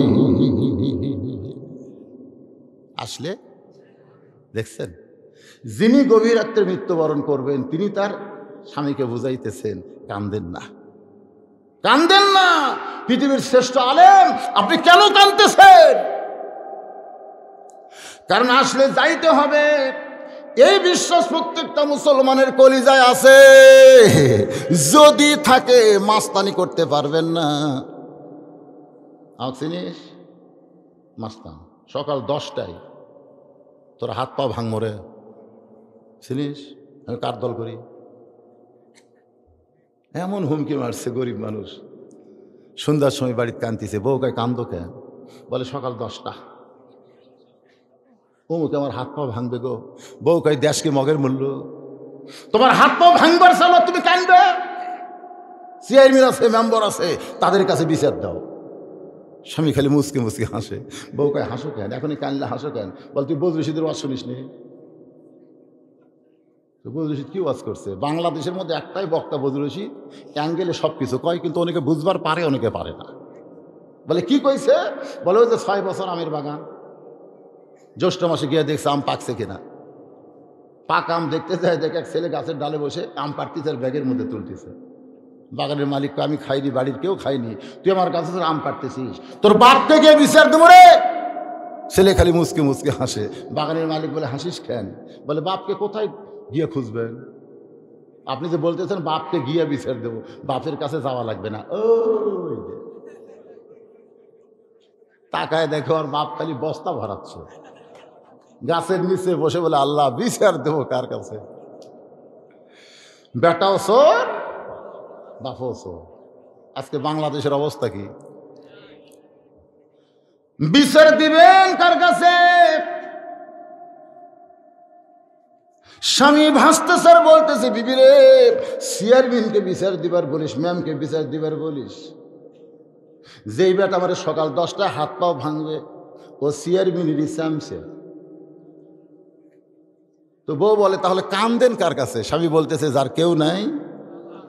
এটার নাম কি? ঈমান। এরই নাম হলো ঈমান, যার কেউ নাই। তাহলে সবাই আমার সঙ্গে বলেন, যার কেউ নাই। চোখের পানি নিয়ে বলতেছে, মাবুদ, মজলুম জুলুম করবে, সকাল 10টায় আমার হাত পাও ভাঙবে। আল্লাহ, ওই চেয়ারম্যানের ইচ্ছা বিচার কেউ করবে না, তোমার কাছে বিচার চাই। কোন বান্দা যদি গভীর রাত্রে আল্লাহর কাছে চোখের পানি নিয়ে কান্দে, ওই পানি কোনদিন ব্যথা যায় না। আল্লাহ অবশ্যই তার হিসাব করে। জোরে কান ঠিক কিনা? ভাই রে, সকাল 10টা হাত পা ভাঙবি, আর বউ কাম করে তোছে, টাইসলা গোসলখানা, ওরই প্যান্ট শার্ট পরিষ্কার করছে, কিন্তু সাবানের ফ্যানটাতে পানি দিয়ে ধুয়ে দেওয়া লাগবে, ওটার মনে নেই। টাইসের ওপরে সাবানের ফ্যানটাকে লেয়ালপা হয়ে আছে, লেয়ালপা। বগুড়ার ভাষা হলো লেয়ালপা, আপনার কি কন? শ্যাওলার লাকাল হয়ে আছে। ওই তো পঞ্চের স্যারেল পাঁচ দিয়ে রাত 9টার সময় পেশাব করে ঢুকছে স্বামী, যাই সকাল 10টা হাত পা ভাঙবি, আর বউ যে জায়গায় কাম করে থচ্ছে তো জানে না। ওই প্রতিদিনের মতন মারমার করে ঢুকে সেই লেয়ালপার উপর গেছে, মানে 2 পাও একবার যদি সামনে যায়, আপনারা বলেন তো ব্রেক ধরার কোনো বুদ্ধি আছে? ঠাস করে পড়ছে, একটা সাউন্ড হলো, সাউন্ডের পর একটা শব্দ হলো, ও মা রে বাবা রে। ওরা কিন্তু আল্লাহ কবি না, ওরকে মুখ জীবনে আল্লাহ বাড়াবি না। ও মা রে বাবা রে। বউ দৌড়ে এসে দেখে স্বামী, কে রে? চোখে মুখে পানি দেয়, হুঁশ ফিরা এখন মাজা নাই। 10টার সময় হাত পা ভাঙবো, 9টার সময় কি ভাঙিছে? অ্যাম্বুলেন্সে কল করছে, রাত 11টার সময় গ্রামে অ্যাম্বুলেন্স ঢুকতেছে, সররে বাবারে মরল রে। অ্যাম্বুলেন্সের শব্দ পায়, এখন ওই লোকটা বার হবার চাই। বউ বলতেছে, তোমার কি মনে নাই 10টায় হাত পাও ভাঙবে? বলে, পাগলি, সকাল 10টার কথা কইছে।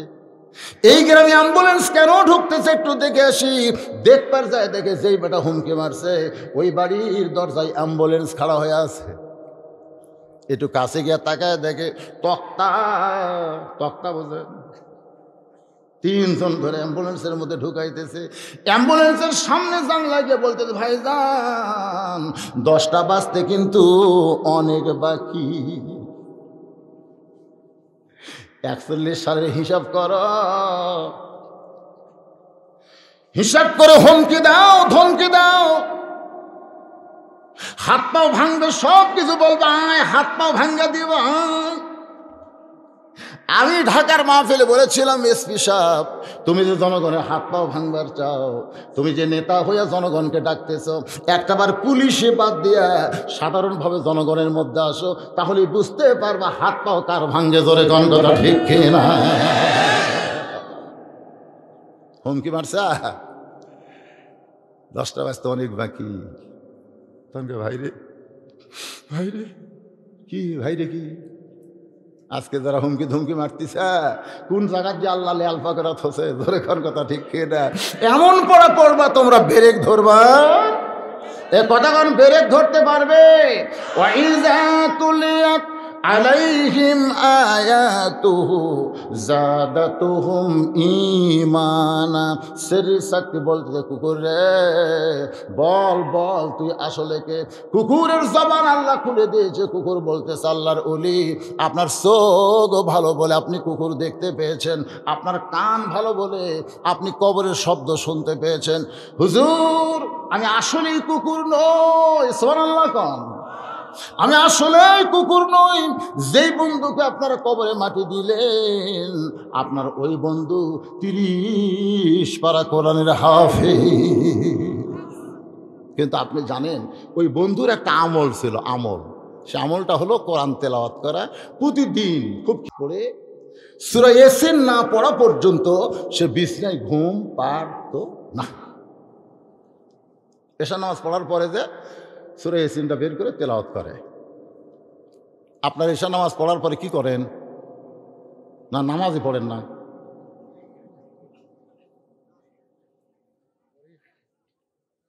পড়েন? আমি যদি এখন বলি কারা কারা মাগরিব এশা পড়ছেন হাত তোলেন, বলবো না? যদি বলি অনেকে চিন্তা করবে, হুজুর এটা একটা কাম হলো।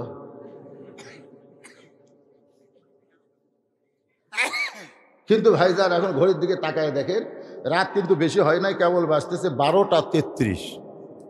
কয়টা?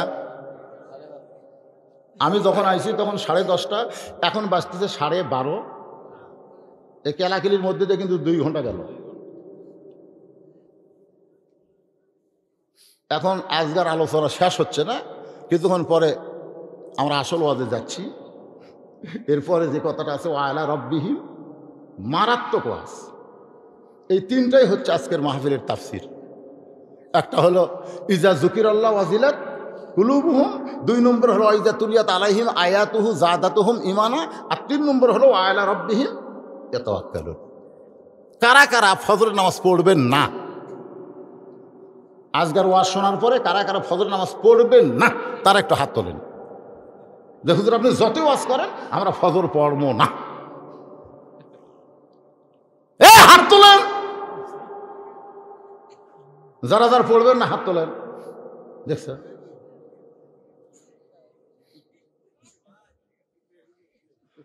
কারা কারা ফজরের নামাজ পড়বেন আল্লাহকে একটু হাত দেখান। লিল্লাহে তাকবীর। হাত নামান। কবরত যারা শুয়ে আছে বুঝলেন, ওরা না খুশি হচ্ছে ভাই।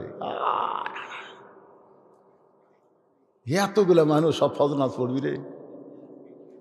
এই কয়টা উঠলো কেন? একসঙ্গে কয়টা উঠলো কেন? ফজর নামাজের কথা কছি। আপনারা হয়তো ভাবতেছেন হুজুর এত রাত ধরে ওয়াজ শোনার পরে যদি আমরা ঘুমায় যাই তাহলে ফজরের নামাজ কেমনে আদায় হবে? নাওমাকুম সুবাতা, সোনালখ ঘুমের বড়ি খাই রে, তাও ঘুম ধরে না।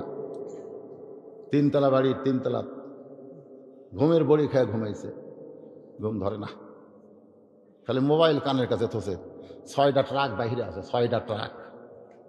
হ্যালো, ট্রাকের খবর কি? বেশি টাকা আটকে গেছে। ওই লোক একটা লোক ভুটভুটির হেডলাইট ফিউজ হয়ে গেছে। এখন অন্ধকারে ভুটভুটিটা কেমনে যায়? ওই বিল্ডিংয়ের সামনে রাস্তার ধারে তোর ঘুম পাড়তেছে। 3 তালাকায় কে রে? আমি ঘুমের বড়ি খাই, আমার ঘুম ধরে না। আমার দরজা রাজুকে ঘুমকে পড়ে। নিচে আছে লাইটটা থেকে ভুটভুটি আলা। ঘুমটা হলো জান্নাতি নিয়ামত, জোরে কোন সুবহানাল্লাহ।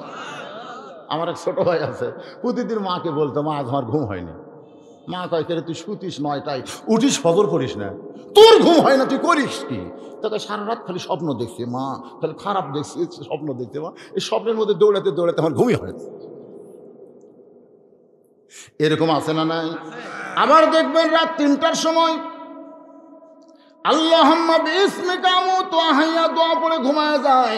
ফজর আযান দিলে চেতন পাইছে, মাত্র 2 ঘন্টা সময় পাইছে। 10 ঘন্টা ঘুমানোর শান্তি আল্লাহ তার কলিজার মধ্যে দিয়া দিছে। জোরে কোন আল্লাহ পারে কি পারে না? বাজান একটু মনোযোগ দিয়ে শোনেন, আমি 3টা বিষয়ের উপর কথা বলতেছি, তার মধ্যে 2 নম্বর প্রায় হও হও ভাব।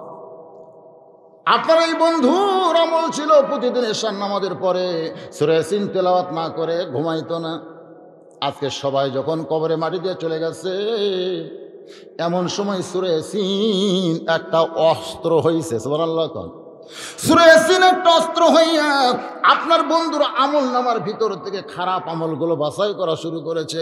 ওই খারাপ আমলগুলো বাছাই করে ওই খারাপ আমলকে যখন আঘাত করতে চায়, আপনার বন্ধুর খারাপ আমলগুলো আমি কালো রঙের কুকুরের চেহারা নিয়ে কবর থেকে পালায় যায়। সঙ্গে সঙ্গে শরীর শক্তি চিৎকার করে বলে মাবুদ, তোমার কোরআন তেলাওয়াতের ভিতরে ইমানের যে খোরাক পাওয়া যায় অন্য কিছুতে সেই খোরাক না। যারা কোরআনের মাহফিল শুনতেছেন, আমাদের সকলের জন্য কোরআন তেলাওয়াতের দরকার আছে না নাই? দরকার আছে না নাই? মুমিনদের 3 নম্বর বৈশিষ্ট্য হলো ওয়ালা রব্বিহিম ইয়াতাওয়াক্কালুন। এইটা শুরু করার আগ দিয়া মা ফাতেমার স্বামীকে বলে, স্বামী গো, দুনিয়ার জীবনে কোনো কিছুই আপনার কাছে চাইলাম না, আজকে গভীর রাত্রে আমার মৃত্যু হবে, যদি মরার আগে আপনার কাছে তিনটা জিনিস চাই, এটা মরার পরে কিন্তু আমাকে পুরা করা লাগবে। আলী কান্দের বলে, ফাতেমা গরিব ছিলাম বলে তুমি কিছুই চাইলা না, মৃত্যুর সময় কি চাইবা ফাতেমা? এক নম্বর চাওয়া হলো আমার কিন্তু জানাজার কোনো ব্যবস্থা করবেন না, আমি মরে যাওয়ার পর আমার জানাজার কোনো ব্যবস্থা করবেন না। আমার 2 নম্বর চাওয়া হলো রাতের অন্ধকারেই কিন্তু আমাকে দাফন করা লাগবে। আমার 3 নম্বর চাওয়া হলো আমার লাশটা কিন্তু খাটনিতে তুলবেন না। কয় চাওয়া? 1 নম্বর চাওয়া কি? আমার কোনো জানাজার ব্যবস্থা করবেন না। আলী কান্দার বলে, ফাতেমা তুমি নবীর কলিজার টুকরা, তোমার মৃত্যুর খবর শুনলে লক্ষ মানুষ জানাজায় হাজির হবে। ফাতেমা বলে, লক্ষ মানুষ কেন, কোটি মানুষ যদি হাজির হয় আমার লাভ কি? কোটি কোটি মানুষ যদি ফাতেমার জানাজায় হাজির হয়, ফাতেমার লাভ কি? যদি লক্ষ মানুষ বলে ফাতেমা ভালো, আর আপনি যদি মুখ দেখা করে বলেন ফাতেমা ভালো না, ওই লক্ষ মানুষের দোয়া দিয়া ফাতেমার 1 তিল পরিমাণ লাভ হবে না। ওগো স্বামী শুনে নেন, দুনিয়ার সমস্ত মানুষ যদি বলে ফাতেমা খারাপ, আর আপনি যদি বলেন আমার ফাতেমা ভালো, এক স্বামীর দোয়াতে ফাতেমার 8টা জান্নাতের দরজা আল্লাহ খুলে দিল। দেখছেন? আর আমাকে এগুলো কি কয়, এরকম লব উল্টা কয়, খালি তুমি আমাকে দেখবার পারো না, তুমি গোটা পাড়া খুঁজে দেখো আমার বিরুদ্ধে কেউ নেই। তার মানে কি? ওই স্বামী ডিউটি ঠিক মতো করে না, ওই ওভার ডিউটি করে। ওভার ডিউটি বোঝেন না? ডিউটির ফাঁকি দেওয়া ওভার ডিউটি। তো স্বামী ভালো কয় না, গ্রামের লোক ভালো কয়, তার মানে কি? আল্লাহ রাসূল বলেছেন, কোনো মেয়ে মানুষের লাশের সামনে কেউ যদি বলে মেয়েটা কেমন ছিল, এটা বলা হলো কবিরা গুনাহ। বলা তো যাবেই না, যদি কেউ বলে তার আমল নামায় কবিরা গুনাহ হবে। কারণ মেয়ে মানুষ কেমন ছিল এটা বাহির লোক জানতে পারবে না। অকরনা ফি বুয়ুতিকুন্না ওয়ালা তাবাররুজনা তাবাররুজাল জাহিলিয়াতিল উলা, জোরে কোন সুবহানাল্লাহ। মেয়েটা কেমন ছিল এটা কে জানে? আল্লাহ জানে।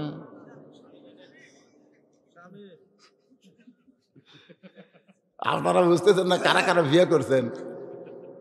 আপনারা যারা যারা বিয়ে করছেন একটাবার চোখ বন্ধ করে দেখেন তো, যে মালটা বাড়িতে আছে উনি কি আসল না ভেজাল? কেউ বলবেন না, কারণ ভয় করতেছেন তো। এক বক্তা বলছে বইয়ের ভয় কারা কারা করেন, তারা এক সাইডে যান, আর বইয়ের ভয় কারা কারা করেন না তারা এক সাইডে যান।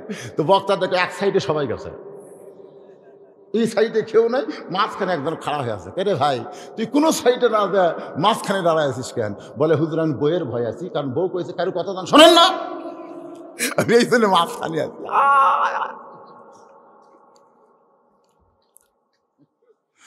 আমার মায়েরা একটু মনোযোগ দিয়ে শুনবেন। গভীর রাতে হযরত আলী এক দৌড় আবু যর গিফারের জানলায়, ছোট বাচ্চার মতন ফোফায় ফোফায় কাঁদতেছে। আবু যর গিফারি চমকে গেল, কে কান্দে রে আমার ঘরের জানলায়? তাকায় দেখা আসাদুল্লাহিল গালিব, যিনি পৃথিবীর সবচাইতে বড় আলেম, পৃথিবীর সবচাইতে বড় বীর। আবু যর গিফারি বলে, আলী ভাই আমার জীবনে কোনো যুদ্ধে পরাজিত হয়ে তোমাকে কাঁদতে দেখি নাই, আজকে গভীর রাত্রে তোমার জীবনে কি যুদ্ধ, আমার জানলায় কাঁদো? আলী বলতেছে, আবু যর জান্নাতুল বাকির, খুব খেয়াল করবেন, জান্নাতুল বাকির পূর্ব কোণায় একটা সবুজ রঙের বাতি জ্বলতেছে, ওই বাতি বরাবর একটা কবর কর। আবু যর গিফারি বলে, আলী ভাই এখন কেউ মরেনি তো, মানুষ না মরলে তার কবর খোঁড়া লাগবে, আর রাতের বেলা খুঁড়তে হবে কেন, দিনে খোঁড়া যাবে না? আলী বলতেছে, আবু যর একজন পর্দানিশী, সুবহানাল্লাহ কোন, রাতের অন্ধকারই পর্দার ভিতরে মৃত্যুবরণ করবে, আবার রাতের অন্ধকার পর্দার ভিতরেই তাকে দাফন করা লাগবে। আবু যর বলে, আলী ভাই সেই পর্দানিশী কে গো, তার নাম কি আপনার মুখস্থ নাই? আলী বলতেছে, তার নাম হইল ফাতেমা, হাসান হোসেন আবার মা হারাবে। যেই বলছে আবার মা হারাবে, আবু যর গিফারি বলতেছে, আলী মাত্র 6 মাস আগে নবী দুনিয়া থেকে বিদায় নিয়েছে, আমরা সাহাবীরা হাসান হোসেনের চোখের দিকে তাকাবার পারি না। ওরা দুই ভাই গলা ধরে শুধু কান্দে আর বলেন, না না, আর জীবনে কোনোদিন বেয়াদবি করব না। নানু ভাই কোন জায়গায় লুকাইছো? ও না না, আমাদের সঙ্গে কি তুমি দেখা দিবা না? সমস্ত সাহাবীর কাছে কান্দে, কেউ খবর দেয় না। হযরত আবু বকর বলেছেন, সাহাবীরা রে, হাসান হোসেন গলা ধরে দুইজন যতদিন না না না না বলে কান্দবে, খবরদার নবীর রওজা দেখায় দিবি না। কারণ ওরা দুই ভাই যদি নবীর রওজার খবর পায় আর রওজার পাশে গিয়ে যদি বলে না না, ও না না বলে যদি চিৎকার দেয়, আমি আবু বকর বলতেছি আল্লাহ নবীর ঘুম ভেঙ্গে যাবে। এ কথার দ্বারা হয়তো আবু বকর বুঝাইলেন, আমাদের নবী কিন্তু মৃত্যুবরণ করে নাই, আমাদের নবী রওজার ভিতরে ঘুমায় আছে। সুবহানাল্লাহ কন্যা গান। ইসলামের আলো জ্বলায়া দিয়া নবী ঘুমায়া।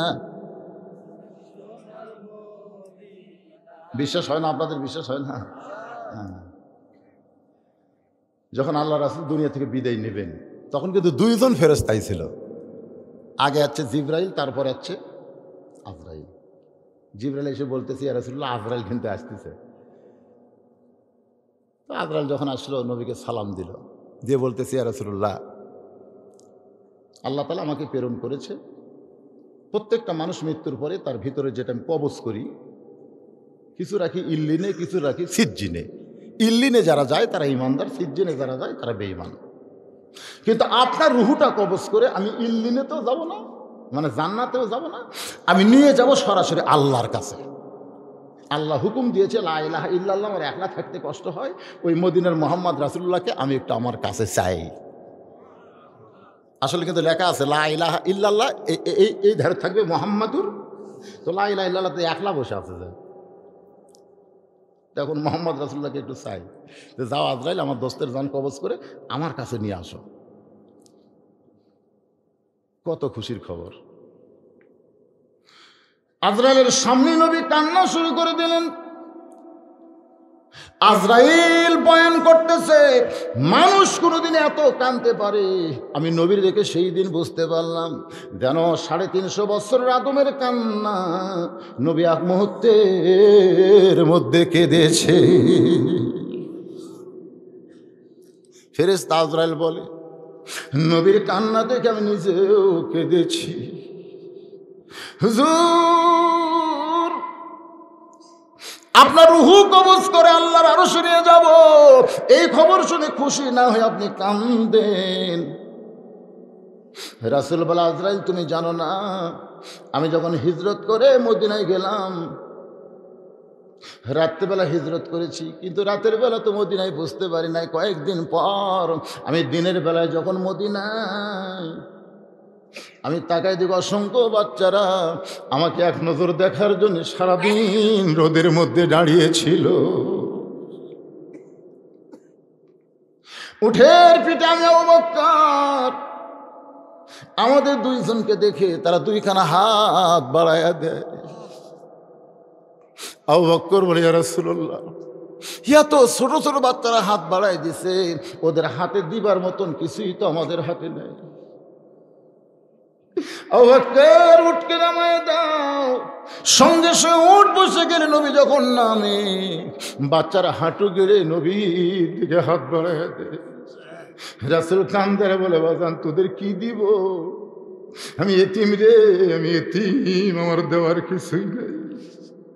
শিশুকালে মইরা গেছে মা, গর্ভে থাকতে মরছে পিতায়, আমি চোখে দেখলাম না।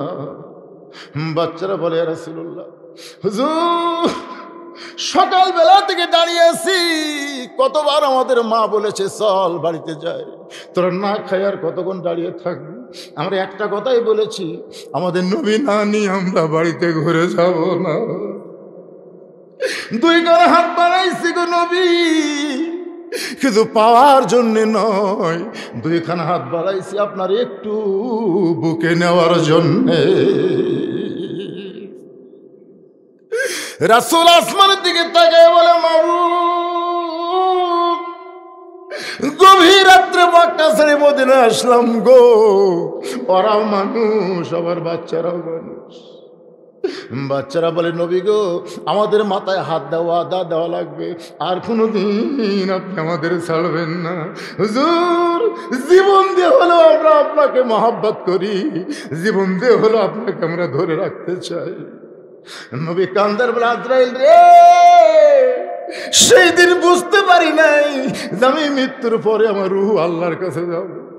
আমি সেদিন বাচ্চাদের মাথায় হাত দেওয়া আদা করেছি, বাবা আমি নবী তোমাদের ছেড়ে কোনো দিন কোথায় যাব না।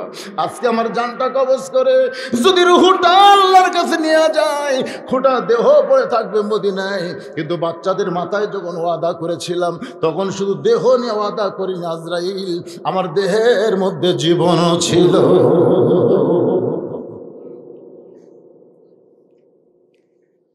আল্লাহ ডাক দেয় বলে আজরাইল, আমি বুঝতে পারছি, আমি বুঝতে পারছি আমার চাইতো নবী তার উম্মতকে বেশি ভালোবাসে। জানটা কবজ করো, স্বাভাবিক মৃত্যু হবে, আবার দেহ জাগে যাবে যখন রওজায়, দেহের মধ্যে আমি আল্লাহ কুদরতি ভাবে ওই রুহটা আবার ঢুকায়া দিব।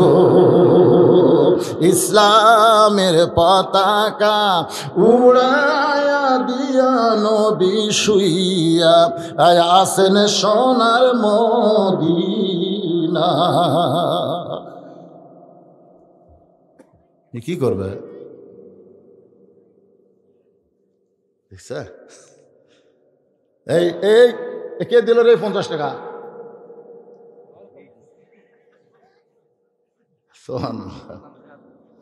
জিহাদুল আল্লাহ, আমরা সেই নবীর উম্মত, খুশি না বেজার? মরা নবী না জেতা নবী। লাকাদ কানা লাকুম ফি রাসূলিল্লাহি উসওয়াতুন হাসানা। 3 নম্বর বৈশিষ্ট্য হলো ওয়া আলা রাব্বিহিম ইয়াতাওয়াক্কালুন। এইটা বুঝাইতে গিয়া আলী বলতে চাও যার কি বলতে চাও, যার বলতেছে এই 2টারে কেমনে সামলাবা? নানার জন্যই 2 ভাই কাঁদতেছে। আজকে গভীর রাতে যদি মা মারা যায়, তাহলে তোমার 2টা সন্তানকে তুমি সামাল দিবা কেমনে? কারণ সন্তানকে সামাল বাপ দেয় না মাও দেয়? যখন বাপ দেয় না মাও দেয়? মাই দেয়। তো 6 মাস আগে নানা চলে গেছে, যে নানার জন্য এরা পাগল হয়ে কাঁদতেছে। সারাদিন কান্নার পরে যখন বাড়ির যায়, ফাতেমা 2টা বাচ্চাকে বুকের মধ্যে নিয়ে যেভাবেই হোক কিছু খাওয়ায়, কিন্তু বাপ পারবে? আলী চিৎকার দেবেন, আবু যর পরের কথা পরে চিন্তা করা যাবে, যা একটা কবর কর। আবু যর গিফারি কোদাল নিয়ে জান্নাতুল বাকির পূর্ব কোনায় একটু অন্তরে চক্ষু দিয়ে চিন্তা করেন, বিবেক দিয়ে বুদ্ধি করেন। সবুজ রঙের একটা বাতি জ্বলতেছে, যেই বাতির তার নাই, যেই বাতির সুইচ নাই, বিনা তারে বিনা সুইচে আমার আল্লাহ কুদরতি ভাবে জ্বালায়া দিছে। আপনাদের কি মনে হয় যত মানুষ গোরস্থানে আছে, সমৃদ্ধ গোরস্থান, এই ব্যাপারে নবীর হাদিস দেখলাম, বাইরে কোনো অসুবিধা হচ্ছে কারো? সম্মিলিত গোরস্থানের লাভ কি? রাসূল কিন্তু নিজের হাতে জান্নাতুল বাকি তৈরি করছেন। সাহাবারা জিজ্ঞাসা করলেন, হুজুর এই যে সবাই মিলে এক স্থানে থাকার মধ্যে লাভ কি? আল্লাহ রাসূল যে হাদিসের দ্বারা বুঝাই দিলেন, যেটা আমি আপনাদের যুক্তি দিয়ে বুঝাচ্ছি। মনে করেন আমি এই ওয়াজটা করতেছি চৈত মাসে, ওয়াজ করতে আমার গাও খুব ঘামতিছে। মাহফিল কুবলি চিন্তা করলো, হুজুর যে হারে ঘামতিছে একটা ফ্যান সেট করা হোক। তখন একটা ফ্যান এই অ্যাঙ্গেলে সেট করলো আমাকে বাতাস দেওয়ার জন্য। আপনারা বলেন তো, আমি খালি একলাই বাতাস পাবো না আমার আশেপাশে যারা আছে তারাও পাবে? সবাই বাতাস পাবে, কিন্তু নিয়ত সবাই না। নিয়ত কিন্তু বক্তা। আবার হয়তো একজন বলে ফ্যান নাই, একজন পাকা নিয়ে আসে আমার পিছনে, তো খালি আমি একলা পাবো না, এই 2 জনে পাবি। তো গোরস্থানের মধ্যে কোনো একজন আল্লাহওয়ালার যদি কবর থাকে, সে আল্লাহওয়ালার কবরকে লক্ষ্য করে আল্লাহ যখন রহমতের বাতাস দেয়, শুধু আল্লাহওয়ালা একলা পায় না, ওই গোরস্থানের সমস্ত মুর্দাকে কিছু না কিছু ভাগ করে দেওয়া হয়। ধরে বলেন সুবহানাল্লাহ। এই জন্যে আর একটা কথা হলো যে তারও নাই সুইচও নাই, তার নাই সুইচ নাই, বাতি জ্বলতেছে। তার মানে কি? কুদরত আপনাকে কবরেও হবে। দরজা নাই জানলা নাই, তারপরও জান্নাতের খাবার আল্লাহ পৌঁছায় দিবে। ধরে সুবহানাল্লাহ। আপনি কি মনে করছেন কি দরজা নাই জানলা নাই? এই ঘর 40,000 বছর। নিচের দিকে তাকায় দেখে আলো কিন্তু গোলাকার হয়ে পড়ে, কিন্তু ওই বাতির আলোটা গোলাকার হয়ে না পড়ে চৌকোনা হয়ে কবরের চেহারার মতন আলো পড়তেছে। ওই আলোর মধ্যে আবুজার গিফারে কোদাল মারে বলে কবর। দিনের বেলা কবর না করে এই গভীর রাত্রে কবর খনন করতেছি, তুই কি বলতে পারিস কবর কোন মহিষী নারী এই কবরে থাকবে? আবেগে, অনেক কথা মানুষ আবেগে বলে। তুই কি বলতে পারিস কবর এই কবরের মধ্যে যাকে রাখা হবে আল্লাহ নবীর মেয়ে হওয়ার পরেও নবী তাকে মায়ের মতো সম্মান করেছে। এই কবরে একজনকে রাখা হবে যার 2টা সন্তান জান্নাতি যুবকদের সর্দার হবে। কবর আসাদুল্লাহিল গালিব কাররামাল্লাহু ওয়াজহু হযরত আলীর বিবি ফাতেমাকে কবরের মধ্যে রাখা হবে। কবরে খবরদার বেয়াদবি করবি না, কিন্তু যেদিন ডাক পড়িবে, সবাই বলেন, কিন্তু যেদিন ডাক পড়িবে কবর মাঝে যাইতে জোগাড় কিছু করছো বন্ধু তার মাঝে বিছাইতে। ডানে কবর বামে কবর নিচে কবর আছে যে, ওপর দিকে চাইয়া দেখো বাঁশের ছাউনি দিছে কে। খবরদার কোনো বেয়াদবি করবি না। এই বলে আবার যখন কোদাল মারতে চায় কবরের ভিতর থেকে আওয়াজ আসতেছে। এই আওয়াজটা কিন্তু ফাতেমার জন্য নয়, অনেক শ্রোতারা বুঝবার না পেরে ফাতেমার উপর গড়ায় দেয়।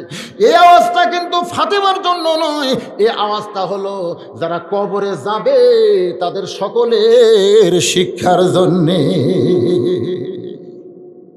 কার মা? প্রধানমন্ত্রী কার মা? কার মেয়ে প্রধানমন্ত্রী? কার বিবি প্রধানমন্ত্রী? রব্বানা আতিনা ফিদ দুনিয়া হাসিনা অফিল আখিরাতে হাসানা, দুনিয়াতে হাসিনা, মরে গেলে হাসানা কোনদিন পাবা না। অ্যাঙ্গেলে মার দিলাম বুঝলে বুঝপাতা, না বুঝলে তেজপাতা। দুনিয়াতে হাসিনা, মরে গেলে হাসানা। এজন্য সকলে আমার সঙ্গে বলেন রব্বানা আতিনা ফিদ দুনিয়া হাসানাতাও ওয়া ফিল আখিরাতি হাসানা ওয়া কিনা আযাবান নার। কার মা, কার মেয়ে, কার বিবি? এইটা কবর দেখবে না। কবর দেখবে যদি আমল ভালো হয়, কবরের পাথেও জোগাড় করে যদি চলে আসে, এই কবর জান্নাতের বাগান হয়ে যাবে। আর আমল যদি খারাপ হয় কবর জাহান্নামের গর্ত হবে। ওয়াসিলাত কুলুবুহুম, এমন ভাবে অন্তরের মধ্যে কম্পন সৃষ্টি হয়েছে, সেই কম্পনে আবু যরের গোটা দেহ থরথর করে কাঁপতেছে। দেহ যদি কাঁপে তাহলে কোদাল মারে কিভাবে? আর এখনকার গুলা বিড়ি খায় আর কোদাল মারে, মনে হয় পুকুর খুঁড়তেছে পুকুর। আমি এক গোরস্থানের যাই দেখি, যে কয়জন কবরের মধ্যে আছে সকলের মুখে একটা করে বিড়ি, যাই কোদাল মারতেছে ওই একটা টানতেছে, যাই কবর সমান করতেছে ওর মুখতে একটা, যাই মাটি তুলতেছে ওই টানতেছে। হায় হায়, মনে হয় ভাটা ধরাছে, ভাটা। মনে হচ্ছে না যারা কবর ঘুরতেছে এই কবর শুধু মুর্দার জন্য না, ওর নিজের জন্য কবর হবে। ধরে কোন কথা ঠিক কিনা? একাধারে 40টা কবর কেউ যদি খোঁড়ে সে আল্লাহর ওলি হয়ে মরে, আর 40,000 খুঁড়তেছে। দিন দিন মনে হয় সীমার হচ্ছে, সীমার। কি মনে হয়? আর শরীরে কোনো বল নাই, কবরের দিকেও তাকাবার পারে না, গোটা দেহ থরথর করে কাঁপে। কোদাল ফাইলা দিয়ে মারছে দূর। এদিকে হযরত আলী রাতের অন্ধকারে ফাতেমাকে দাফন করা লাগবে, কোনো খাটনি চলবে না। ওগো স্বামী, আমি হিসাব করে দেখছি গো, আমি ফাতেমার খাটনি কান্দে নিবার গেলে 4 জন মানুষ লাগবে। কে গো 4 জন মানুষ আছে? আমার বাবা যদি দুনিয়াতে থাকতো, মরা মেয়ের লাশের খাটনি বাবা কান্দে নিবার পারতো। আমার হাসান হোসেন যদি বড় হইতো, মায়ের লাশের খাটনি কান্দে নিবার পারতো। কিন্তু আমার বাবা দুনিয়া থেকে বিদায় নিছে, হাসান হোসেন এত ছোট, আমার খাটনি কে কান্দে নিবে? আমার ওসিয়ত হলো, আপনি আমার স্বামী, আমার লাশটা কান্দে করে ওই জান্নাতুল বাকির পূর্ব কোণায় সবুজ রঙের বাতি বরাবর দাফন করে দিবে। দিনের আলোতে নয়, রাতের অন্ধকারই দাফন করা লাগবে। হয়তো আমি মনে করছি এতক্ষণ তো কবর খোঁড়া হয়েই গেছে, আমি ফাতেমারে নিয়ে যাই। নিবার আসা দেখে বাবা ঘরের মধ্যে তিনটা পড়ে আছে, একটা না। ডান পাশে হাসান, বাম পাশে হোসাইন, মাঝখানে ফাতেমা। দুইজন স্বাভাবিক ঘুমাইছে আর একজন একেবারে। মা ফাতেমা নিজেই গোসল করছে। মায়েরা যারা পর্দার অন্তরে আছেন শোনেন, মা নিজে গোসল করেছে, কোন নারী ফাতেমাকে গোসল করায় দেয় নাই। মা ফাতেমা নিজের কাপড় নিজেই পরেছে। হয়তো তাকায় দেখে শুধু দুটা হাত আর মুখটা বের করে রাখছে। দুইটা বাচ্চাকে ঘুমানোর হেকমত হলো, এরা দুই ভাই যদি চেতন থাকে তাহলে মা বিদায় নেওয়ার পর কান্নাকাটির কারণে আশেপাশের মানুষ জানতে পারবে, তাহলে গোপনে কবর কেমনে হবে। এই জন্য চালাক ফাতেমা দুইটা সন্তানকে ঘুমায় দিয়া মাঝখানে ঘুমায় গেছে। হযরত আলী আস্তে করে দুই সন্তানের বুকের উপর থেকে দুইটা হাত নামায় দিয়া কাফনের মধ্যে হাতটা ঢুকায় মুখটা বেঁধে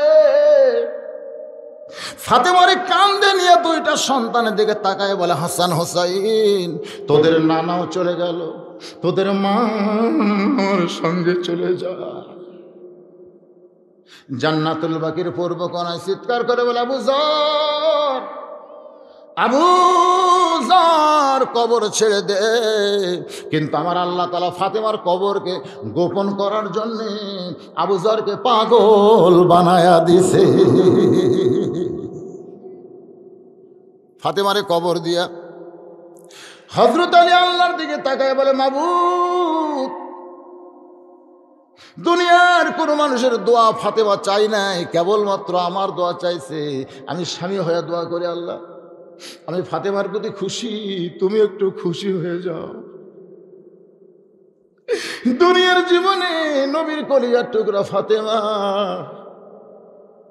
আমি স্বামী হইয়া তার কিছুই করতে পারি নাই। সারা জীবন আমার সংসার করেছে, যাতা ঘুরাইছে।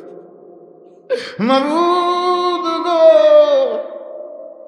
আমি স্বামীর খেদমত করা থেকে ফাতেমা নিজকে কোনোদিন বিরত রাখে নাই। একদিন রাগ করে নবীর কাছে গিয়া আলীর বিরুদ্ধে যখন ফাতেমা নালিশ জানায়, রাসূল বলে, ফাতেমা, আল্লাহর পরে কাউকে যদি সেজদা দেওয়ার হুকুম থাকতো মা, তাহলে আমি বলতাম আলীর পায়ে সেজদা কর। আল্লাহর পরে মেয়েদের কাছে সবচাইতে যিনি দামি রে মা, যারা পর্দার অন্তরে বসে আছেন, সেই ব্যক্তি হলো আপনার স্বামী। হযরত আলী ফাতেমার কাছে অন্তর্মহলে গিয়া দেখে ফাতেমা এক হাতে জাঁতা ঘুরাই, আর এক হাতে আল্লাহর কোরআন তেলাওয়াত করতেছে। জোরে কর সুবহানাল্লাহ। যেই মাত্র ঘরের মধ্যে ঢুকে ফাতেমার দিকে তাকায়, আলীর মন খুশিতে বাগ বাগ হয়ে গেছে। সংসারের কামও করতেছে, আবার আল্লাহর কোরআন তেলাওয়াত করতেছে। সঙ্গে সঙ্গে কোরআন থেকে পড়তেছেন হযরত আলী, রব্বানা আতিনা ফিদ দুনিয়া হাসানা ওয়া ফিল আখিরাতি হাসানা। দুনিয়ার ফাতেমা যদি সুন্দর হয়, আখিরাতে আলীর জান্নাত সুন্দর হবে। সঙ্গে সঙ্গে সঙ্গে সঙ্গে ফাতেমা জাঁতা ঘুরানো বাদ, কোরআন শরীফ পড়াও বাদ। স্বামীর সামনে এসে বলে, হুজুর কি খবর, কি চান? আলী বলতেছে, জাঁতা ঘুরাচ্ছে, কোরআন শরীফে নিয়ে কপাল একটা চুমা দিয়ে দেখে আবু যর আর দুনিয়ায় নাই, চিরদিনের মতো বিদায় নিয়েছে। চারিদিক থেকে সাহাবীরা দৌড়ে আস, আলী কার মাথা তোমার উরুর উপরে? বলে, সির তাকায় দেখো, নবীর সাহাবী আবু যর। শুধু কবর কবর কবর বলে দুনিয়া থেকে বিদায় নিল রে। এর কারে আর কোনো খবর আমি বুঝতে পারলাম না। আল্লাহর বান্দারা, এই দুনিয়াতে যারা এসেছে ভাইজান, আমরা সকলেই মরে যাব। এই অন্ধকার কবরে আমাদের যাইতে হবে। আজকে সেই কবরের জন্য আমাদের মাহফিল। দুনিয়ার বাড়ির জন্য লক্ষ লক্ষ টাকা খরচ করি, যেখানে থাকার গ্যারান্টি নাই। যেই কবরে 40,000 বছর থাকতে হবে, সেই কবরের উন্নয়ন কল্পে যদি কোনো আল্লাহর বান্দা পারেন, আখির মোনাজাতের আগে ওয়াইলা রব্বিহিম ইয়াতাওয়াক্কালুন এর আলোচনা শোনার পূর্বে ওটা বসার দরকার। এই যে পিছন দিকে উঠতেছেন, ওঠেন না, এটা গোরস্থানের মাহফিল। আপনি যদি মোনাজাত না করে উঠে যান, আপনি মরে যান, আপনার 14 গোষ্ঠীও মোনাজাত করবে না। এরা আল্লাহ শোধ দিবি। তুই করিস নি তোর বাপ মায়ের জন্য, তোর জন্য তোর বাচ্চারা করবে না। এই মাহফিল খালি ওয়াজের মাহফিল না, এটা একটা দোয়ার মাহফিল। ধরে এখন ঠিক না?